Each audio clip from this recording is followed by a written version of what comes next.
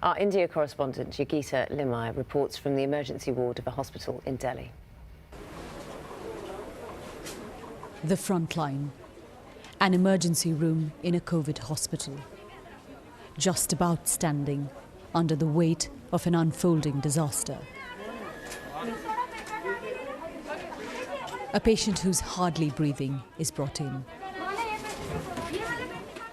To get past the shortage of beds, they've packed in stretchers, wheelchairs, as many as they can. But the first line of treatment against COVID-19 is oxygen. And they've almost run out. At this point, there is just 1 hour of supply left.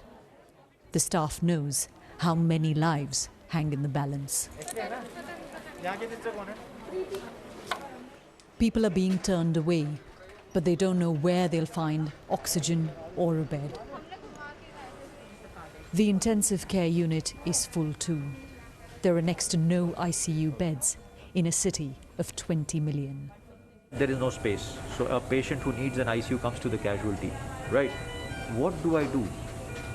What do I do? There is no physical space. We put him on whatever support we can there, trying to organize a bed somewhere or the other. But once there is no bed here, no physical space, as you can see, to put another trolley, what do? We can only do that much. Between seeing his patients, the doctor constantly on calls. Back up, that's another couple of hours. So we are struggling. He's desperately trying to get more oxygen. Day after day, the staff works here, knowing full well that if their families get sick, even they will struggle to find medical care. There is helplessness and anger. The government, in some ways, failed in estimating what was going to happen, the needs that would arise if the numbers started rising. There was a sense of preparation in the earlier surge which seemed to have disappeared in between.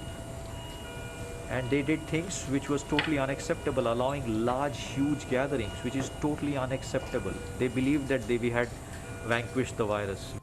Some oxygen arrives a bit later, but it can only last a few hours. Then the struggle begins again. Yogita Limai, BBC News, Delhi.